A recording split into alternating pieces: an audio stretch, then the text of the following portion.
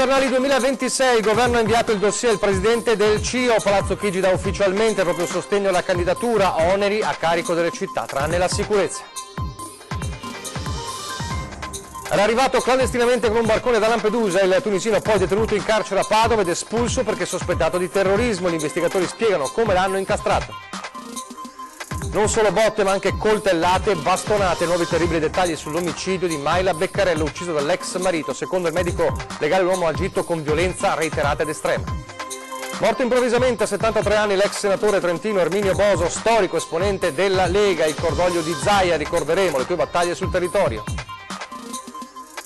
Ha già perso commesse per €1 milione, un'azienda edile di Postioma di Paese, motivo la mancanza di operai. Giovani, spiega il titolare, non accettano trasferte e sacrifici. Aveva deciso di non riconoscere il figlio e di lasciarlo in ospedale, poi la giovane mamma ci ha ripensato ed è tornata a riprenderlo, è accaduto a Treviso. Questa sera alle 21:15 una nuova puntata di 40, il programma che ripercorre con le immagini del nostro archivio storico la storia della Marca e del Veneto raccontati da Antenna 3. Telespettatori di Antenna 3, buongiorno, ben ritrovati. La prima edizione dei nostri telegiornali, in primo piano dunque i Giochi invernali 2026 e l'ok definitivo ufficiale a margine del Consiglio dei Ministri ieri da parte del Governo alla candidatura di Cortina Milano 2026, il dossier che quindi parte ufficialmente, è partito ufficialmente verso il Presidente del CIO Thomas Bach, un documento, quello di Palazzo Chigi, che dà le proprie garanzie in tema di rispetto dei diritti umani, osservanza delle leggi, contrasto al doping e mantenimento della sicurezza. Sentiamo. La notizia è arrivata ieri in serata ed è rimbalzata subito in tutti gli uffici. Il governo ha firmato la lettera di candidatura congiunta di Milano e Cortina alle Olimpiadi invernali 2026. Il documento, indirizzato al Presidente del CIO, dà le proprie garanzie in tema di rispetto dei diritti umani, osservanza delle leggi, contrasto al doping, mantenimento della sicurezza. Il dossier con 40 chiavette e con tutti i documenti richiesti ha preso il treno ieri sera con destinazione Losanna. La notizia è arrivata dal Comitato Esecutivo Milano Cortina 2026. Soddisfatto il Presidente della Regione Luca Zaia, ottima notizia, grazie al Governo, commenta, che si affianca ufficialmente in questa corsa tanto complessa quanto entusiasmante. Ora, ha aggiunto il Presidente, vale il motto uno per tutti, tutti per uno. Per quanto riguarda gli oneri a carico dello Stato ci saranno solo i costi necessari a garantire la sicurezza. Fin dall'inizio, infatti, il Movimento 5 Stelle, dopo il ritiro di Torino, aveva sempre sostenuto che i costi sarebbero stati interamente a carico delle regioni Lombardia e Veneto e dei due comuni ospitanti. Nei giorni scorsi, una missiva inviata a Roma a firma dei sindaci Giuseppe Sala e Gianpietro Ghedina e dei governatori Attilio Fontana e Luca Zaia, i comuni e le regioni si erano detti pronti alla firma di un accordo a 4 per assicurare la copertura degli oneri finanziari per organizzare e gestire i giochi, con l'impegno a rifondere l'eventuale saldo negativo tra incassi e costi sostenuti dallo Stato. Il governo però, sempre secondo fonti, non sarebbe intenzionato a sostenere alcun onere al di là di quelli per la sicurezza. Oggi il dossier italiano sarà recapitato al CIO. Esulta Giancarlo Giorgetti, sottosegretario allo sport. Sono soddisfatto per il via libera alle condizioni concordate, un bel segnale, ora vinca il migliore.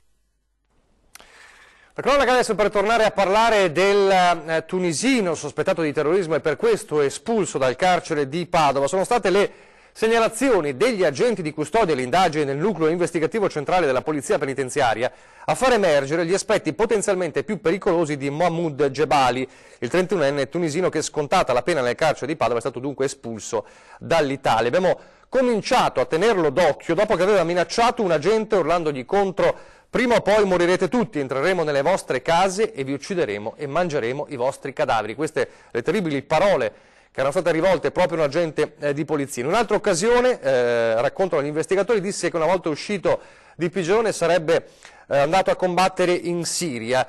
Privo di permesso di soggiorno, è entrato in Italia in maniera irregolare dal porto di Lampedusa dopo aver affrontato la traversata del canale di Sicilia con un barcone. Jebali ha innumerevoli precedenti penali per reati violenti quali rapine, porto abusivo di armi, nonché detenzione di droga e utilizzo fraudolento di carte di credito. L'uomo, raccontano sempre gli agenti, non aveva mai avuto un atteggiamento tranquillo, era polemico, riottoso e arrogante.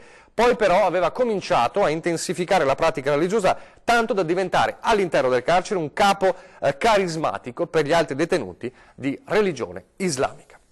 E intanto sul fronte del problema del dibattito politico resta forte il tema del decreto sicurezza, e ieri il direttivo nazionale dell'ANCI a Roma, in cui è stata presentata una linea condivisa tra i primi cittadini dei suoi capoluoghi, ma tra l'associazione dei comuni e il governo restano le scintille. Direttivo dell'ANCI nazionale a Roma per affrontare il nodo del decreto sicurezza che ha spaccato il fronte dei comuni tra ribelli e non. Clima positivo e di dialogo, riferisce Maria Rosa Pavanello, presidente dell'ANCI Veneto, che ha portato in direttivo le istanze dei comuni capoluogo delle 7 province. Una posizione finalmente condivisa, confronto e non disobbedienza. La strada che è sempre stata portata avanti dall'associazione è stata quella, insomma, un po' anche di verificare nel concreto, nello specifico, quali eventuali problematiche dovessero portare certe norme. Comunque è stato molto importante che si è detto che comunque la strada è sempre quella del confronto e eventualmente di fare un secondo step, di integrarlo, questo decreto, rispetto a problematiche che dovessero eventualmente verificarsi. Lunedì prossimo è previsto un incontro tra il Presidente del Consiglio Giuseppe Conte e una delegazione dell'ANCI relativamente al decreto legge sicurezza e alla legge di bilancio. In quella sede l'associazione chiederà di modificare l'applicazione tecnica del decreto e di puntualizzare alcuni aspetti che hanno creato timori a livello locale. Ci sarà una delegazione rappresentativa di tutti. Quello che è emerso importante è che ANCI appunto è la casa di tutti i comuni e non deve essere strumentalizzata politicamente da nessuno. La distensione tra comuni e governo è durata però ben poco. A rompere l'idillio ancora una volta Matteo Salvini. Fa bene il presidente Conte a incontrare i sindaci, un caffè non si nega a nessuno, ovviamente il decreto funziona e non si tocca. Posizione che ha scatenato una pioggia di reazioni. Il presidente nazionale dell'ANCI, Antonio De Caro, suggerisce di prendere a Salvini non un caffè ma una camomilla. Noi come modalità riteniamo sempre quella, più che delle battute e dello scontro, quella di entrare nella concretezza delle problematiche. Quindi noi non abbiamo, insomma, né polemiche né scontri, ecco, è uno stile che non ci appartiene. E l'invito al dialogo comunque che è emerso dal direttivo dell'ANCI è raccolto anche dal vescovo di Vittorio Veneto, Monsignor Pizziolo, che da poche ore è diventato ad interim presidente della Caritas nazionale. Ovviamente il dialogo è ancora una volta con il Ministro dell'Interno e il tema è quello dei migranti. Arriva dal profondo nord-est, terra di solidarietà e volontariato, il nuovo presidente ad interim della Caritas italiana, è Monsignor Corrado Pizziolo, vescovo della diocesi di Vittorio Veneto. Inizia così l'articolo di Avvenire, quotidiano dei vescovi italiani, che per primo ha dato la notizia del nuovo incarico per il titolare della cattedra di Ceneda. E non sfugge quel terra di solidarietà e volontariato, quasi a lanciare un segnale a quel mondo laico e leghista. Non a caso il primo messaggio del presidente è per il ministro degli interni. Non si abbia paura reciprocamente, ma si possa ragionare e dialogare in vista di un bene comune. Per molti la scelta del vescovo di Vittorio Veneto è segnale di mediazione, oltre che di continuità nell'aiuto ai poveri. Innegabile e scottante il tema dei migranti. Io penso che la strada sia quella del dialogo, non quello della contrapposizione o della sostituzione. Perché io credo che estremizzando le posizioni tutti dentro, tutti fuori, si faccia solo il gioco del non far niente o del irrigidirsi ulteriormente. No, credo che ci possa essere margine di dialogo, tenendo conto delle specificità diverse. La Caritas non può sostituirsi allo Stato e al governo, però può certamente entrare in dialogo, dare suggerimenti, offrire anche delle soluzioni, offrire anche delle iniziative, ma senza entrare in guerra o ignorandosi reciprocamente. Sarebbe solo negativo questo. Ed ora l'inquinamento è il Veneto che soffoca con le PM10, blocco oggi, primo giorno di blocco per gli Euro 4 anche nella terraferma veneziana, Treviso ormai da qualche giorno, e poi c'è la situazione di Padova che è la più critica in Veneto. Lo sapeva? No. Non lo sapevo. Tutto a Padova. No, Euro 4. non lo sapevo. Con l'arrivo del bollettino ufficiale dell'ARPAV sui livelli di concentrazione del PM10, le polveri sottili, ecco lo stop alle auto più vecchie, l'allerta da verde diventa arancione e scatta il blocco alla circolazione delle auto diesel Euro 4. Diventano così oltre 70.000 i veicoli costretti a rimanere in garage, con le inevitabili polemiche che coinvolgono cittadini, artigiani e commercianti, anche se gli artigiani hanno trovato l'accordo con il comune per circolare anche con gli Euro 3 in 2 fasce orarie. Tra i cittadini non manca chi è disorientato e fatica a informarsi e chi chiede deroghe per motivi particolari come quelli legati alla salute. Più che altro per le persone che hanno proprio bisogno della macchina, quello purtroppo diventa una difficoltà, però per il resto quelli che possono andare con altri mezzi senz'altro va bene. Vanno bene, però dipende, se uno deve lavorare è dura. Può diventare un problema. Infatti io non ho bisogno di, cioè non lavoro, quindi non mi serve. Chi lavora può essere un problema. Non so se risolve i problemi. Per quale motivo, dici?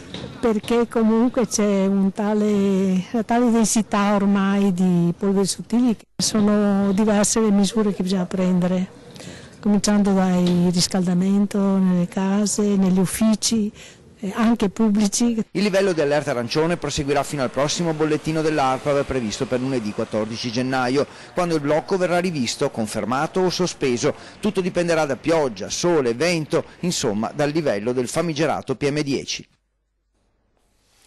Allora la morte a 73 anni improvvisamente di Erminio Boso, storico esponente della Lega. Fu tra i fondatori, peraltro, della Lega Nord in Trentino e senatore dal 1992 al 1996, era conosciuto un po' in tutta Italia per il suo carattere focoso, lo ricorderete, le sue battaglie anti-americane e anti-euro, anche per sue dichiarazioni e affermazioni estreme, una scomparsa che ha lasciato ovviamente un segno anche nel governatore del Veneto Luca Zaia, che ha subito mandato un messaggio di cordoglio. L'avevo incontrato durante la campagna, l'ultima campagna elettorale che ha incoronato Maurizio Fugatti, suo pupillo di sempre, a presidente della provincia di Trento. I suoi messaggi, ricorda Zaia, quando apprezzava particolarmente qualche iniziativa della regione, erano precisi e puntuali e ci incoraggiavano nel nostro lavoro. Era un personaggio silente ma non assente, che sapeva parlare nel momento giusto, rappresentava, conclude, lo spirito della Lega della prima ora, si era sempre battuto per un trentino leghista, un sogno che ha fatto a tempo a realizzare. Queste le parole di Zaia alla scomparsa di Erminio Boso. Torniamo alla cronaca, ricorderete il terribile omicidio di Cavazzere, femminicidio purtroppo uno dei tanti che sono accaduti anche in Veneto, l'ex marito che uccide la moglie Mayla Beccarello. Nuovi terribili dettagli su quel omicidio vengono dall'esame completo del medico legale, ce li racconta in diretta telefonica per noi Anna Maria Parisi. Buongiorno da Cavarzere, dove non si è mai smesso di parlare della povera Mayla Beccarello, lo ricordiamo, uccisa dall'ex marito l'8 agosto scorso nella sua casa in Viale Regina Margherita, qui a Cavarzere appunto. Ebbene, oggi dalla relazione del medico legale emergono nuovi sconcertanti e inquietanti particolari. Nelle 42 pagine di relazione il medico Antonello Cirnelli evidenzia come la 37enne non sia stata uccisa soltanto a botte, come si era pensato fino a poche ore fa, ma ripetutamente, accoltellata, presa a bastonate e a calci. Insomma, una violenza inaudita e sconcertante. Dall'esame sulla salma della donna è emerso infatti un particolare mai trapelato prima d'ora, e cioè, come detto prima, che l'ex marito, Bosco Lo Gemello, si sia accanito su Mayla utilizzando anche un coltello, probabilmente da cucina, provocando all'ex moglie ferite da taglio sia sulla coscia sia sulla mano destra. Altri colpi sono stati inferti su Mayla anche con un bastone, oltre che con calci. Negativi i test effettuati sulla donna quando all'assunzione di sostanze stupefacenti, in merito all'assunzione di sostanze stupefacenti o alcolici, ma sul tavolo di casa sono state trovate tracce di cocaina, che si presume possa averla utilizzata l'ex marito. E da Cavarzere è tutto, linea allo studio. Ancora violenza tra le mura domestiche, stavolta è un figlio tossicodipendente che picchia la madre, viene denunciato. Una decisione sofferta ma ormai inevitabile. Dopo anni di soprusi, insulti e maltrattamenti, una donna di Albignasego ha deciso di denunciare il proprio figlio, facendolo arrestare. Il giovane, 27 anni, aveva già il divieto di avvicinarsi a casa e l'obbligo di dimora in una comunità di recupero della provincia. Pochi giorni fa invece è fuggito, presentandosi a casa della madre, che l'ha lasciato entrare, ma poi si è rifugiata dai familiari, temendo nuove violenze, e da lì ha chiamato i carabinieri che lo hanno fermato. In passato il giovane aveva anche costretto la madre ad accompagnarlo in città a comprare la droga per lui, pretendendo anche i soldi per farlo. Ora è in carcere in attesa del processo. Economia adesso, non è la prima volta che accade una denuncia come questa, fa discutere nella Marca quanto raccontato da un imprenditore edile di paese che non riesce a trovare operai pur avendo posti a disposizione. Ha pubblicato post su tutti i social, ha lanciato appelli, ha messo annunci, ma fino ad ora si sono presentati in pochi, quando si dice emergenza lavoro, ma questa volta a scarseggiare è la manodopera.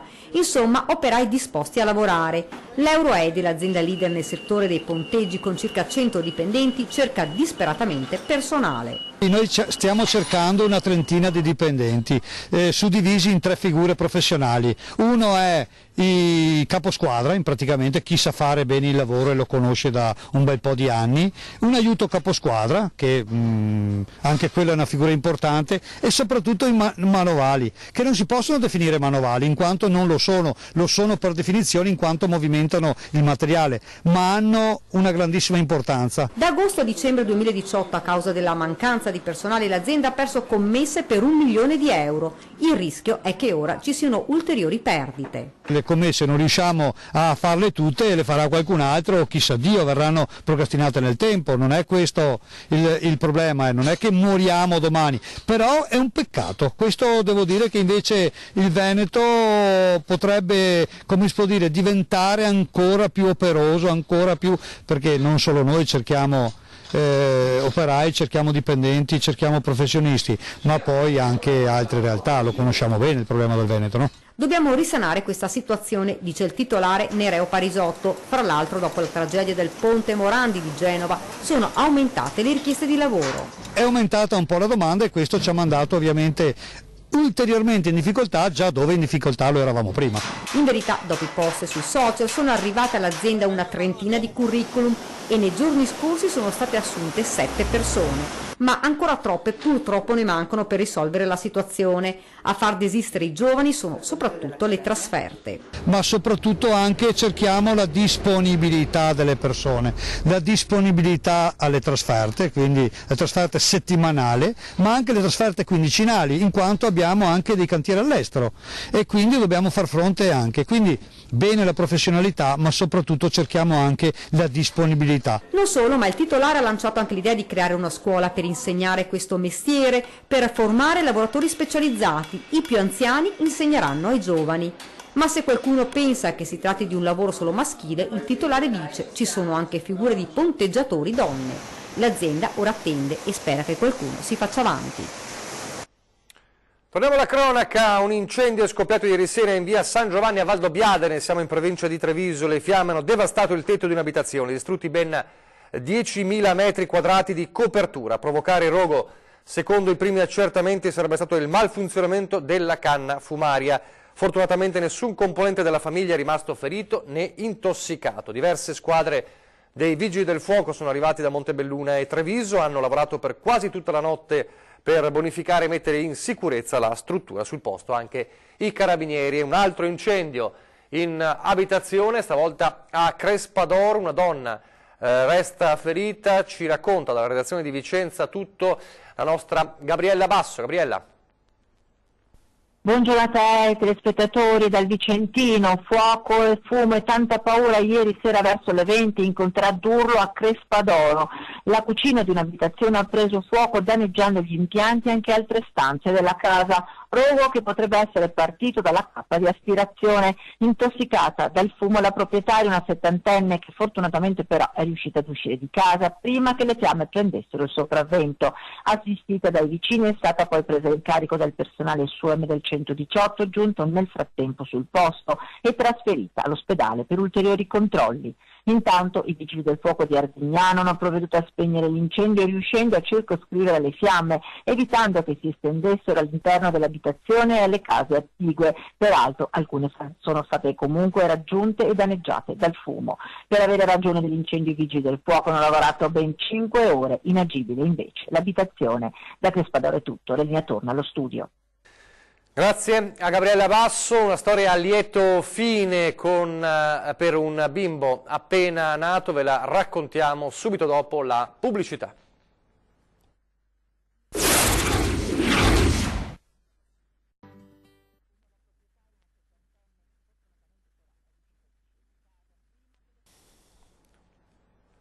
Rieccoci in studio in diretta alla prima edizione del nostro telegiornale, una storia che viene da Treviso. Aveva deciso di non riconoscere il figlio e di lasciarlo dunque in ospedale per l'adozione, ma una mamma poi ci ha ripensato.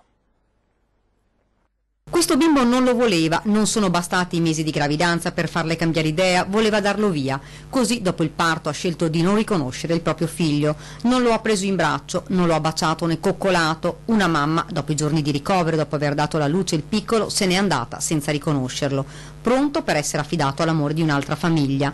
Ma poi sono passati solo 3 giorni ed è tornata di corsa in ospedale. La giovane donna ci ha ripensato, gli occhietti del piccolo hanno guardato per la prima volta quelli della mamma ed è potuto tornare a casa con lei. Una storia a lieto fine, a volte però l'unità di ostetricia si trova a dover far fronte a situazioni difficili di grande sofferenza. Al Cafoncello si sono registrati nell'ultimo anno 3 casi. In 2 di questi la famiglia ci ha ripensato all'interno dei 10 giorni concessi dalla legge dopo la nascita. E un altro parto in anonimato è stato registrato invece nel distretto di Conegliano e Vittorio Veneto, quest'ultimo senza tentennamenti. La neomamma se n'è andata senza voltarsi indietro. Adesso a Venezia per tornare a parlare del Mose e dei lavori infiniti sul Mose. Questa volta ci concentriamo sulle cerniere, le cosiddette cerniere del Mose, a rischio erosione e corrosione soprattutto. Ci racconta le ultime novità Tommaso Stoppa da Venezia. Tommaso. Sì, buongiorno da Venezia, dove sta per partire la gara d'appalto per risolvere il problema della corrosione delle cerniere del Mose.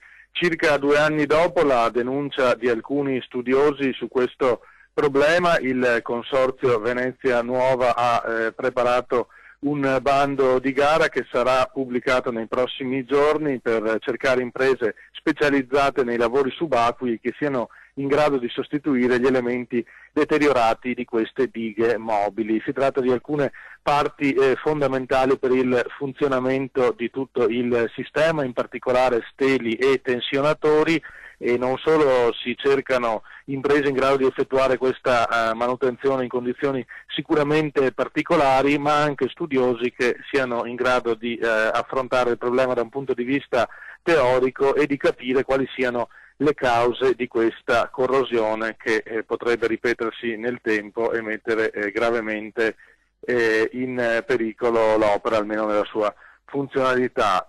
La novità di tutto questo è nella procedura, perché gare d'appalto finora non erano mai state fatte per quest'opera. C'era il Consorzio Venezia Nuova che gestiva in assoluta autonomia come un monopolista l'affidamento di tutti i lavori, un sistema che poi si è infranto con le note vicende giudiziarie. Resta quindi da capire quanto costerà non soltanto effettuare queste manutenzioni, ma risolvere in maniera permanente questo problema anche con delle modifiche progettuali. Per il momento è tutto, ma ci saranno sicuramente ulteriori aggiornamenti su questa intricata vicenda. Grazie a Tommaso Stoppa. Allora parliamo della programmazione adesso di Antena 3, siamo quasi in chiusura. Fra pochissimo c'è ore 13 e parleremo ore 13 dei costi della politica e del taglio degli stipendi dei parlamentari. In studio con Daniela Regnagnin ci saranno Vincenzo D'Arienzo, senatore del Partito Democratico, Lorenzo Rocco, docente di economia dell'Università di Padova, e Rafael Raduzzi, deputato del Movimento 5 Stelle. Come sempre aspettiamo i vostri post, le telefonate in diretta allo 049 490 6054. Poi questa sera a 20:10 per parlare di un tema caldissimo, il reddito di cittadinanza, ma non solo, anche le tensioni all'interno del governo Movimento 5 Stelle e Lega sui vari fronti, e lo faremo con Jacopo Berti del Movimento 5 Stelle del Veneto. Poi la prima serata è venerdì e quindi oggi torna una nuova puntata di 40, il programma che ripercorre con le immagini del nostro storico archivio i 40 anni della Marca e del Veneto raccontati dagli occhi di Antenna 3. Ospiti della serata questa sera Sebastiano Rizzo, uno dei redattori dei nostri primi telegiornali, Yvonne Tordini, storico capo di gabinetto della provincia di Treviso negli anni della presidenza Martone Innocenti, e anche il nostro meteorologo Giancarlo Iannicelli con le immagini delle sue prime previsioni del tempo televisive. Intanto vi diamo un'anticipazione di quello che vedrete questa sera con un servizio pensato del 1986 dedicato alle piste da sci sulle pianezze e il Monte Cesen a Valdobbiadene. Guardate. Queste immagini si riferiscono al primo giorno di agibilità delle piste di Monte Cesen a Pianezze dopo 2 anni di chiusura per l'impossibilità di essere raggiunte per strada o seggiovia. Anche questa riapertura, pur non confortata da una massiccia presenza di sciatori, ma la neve era caduta solo il giorno prima, può essere il simbolo di una stagione sciistica e turistica che durante le vacanze di Natale ha fatto registrare il tutto esaurito ed un notevole aumento di presenze in tutte le località montane del Veneto. La stagione, come ormai tradizione meteorologica da molti anni, continuerà sino a primavera, ma è già possibile stilare un primo positivo bilancio. Ovunque non molta neve, ma alberghi e appartamenti esauriti. A Cortina le presenze sono salite del 7% rispetto allo scorso anno e la punta massima di presenze è salita a 35.000 tra Natale e Capodanno. A Falcade l'incremento turistico è stato del 5%, mentre vertici del 18% in più si sono avuti ad Asiago e del 20% a Bosco Chiesanuova. La neve, si diceva, è arrivata tardi, ma le abbondanti precipitazioni dell'altro ieri hanno reso dappertutto perfette le condizioni delle piste e gli operatori del settore prevedono un prosieguo di stagione ricco di soddisfazioni. Tra l'altro nelle varie località in febbraio e oltre sono previsti sconti, agevolazioni e combinazioni particolari che non possono che invogliare chi ha sinora preferito il tradizionale Natale con i tuoi. Ad Asiago una settimana bianca costerà da 450 a 200.000 lire, a Falcade da 350 a 150.000 lire. I prezzi sono caduti come la neve, ora non resta che calzare sci e scarponi.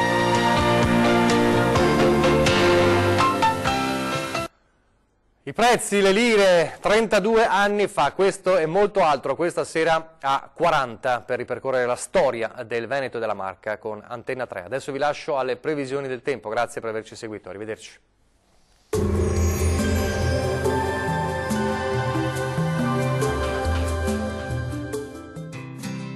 L'Unic Star, le uniche pagliette antibatteriche in commercio, prodotte anche per i marchi più importanti, sia nazionali che internazionali.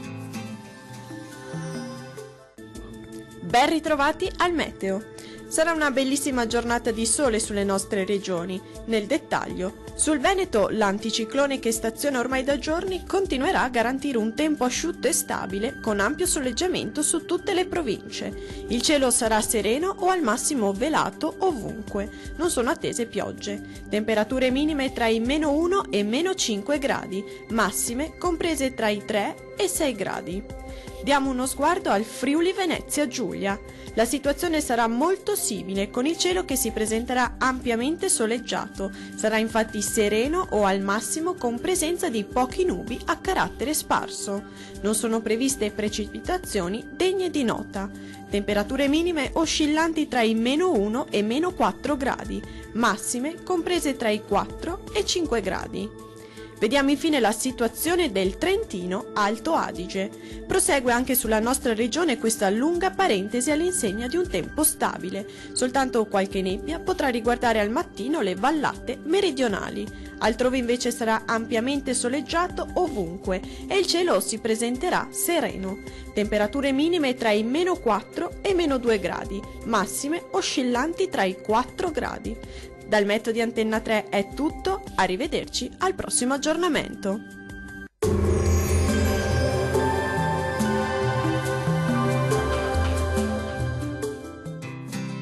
L'Unic Star, le uniche pagliette antibatteriche in commercio, prodotte anche per i marchi più importanti, sia nazionali che internazionali.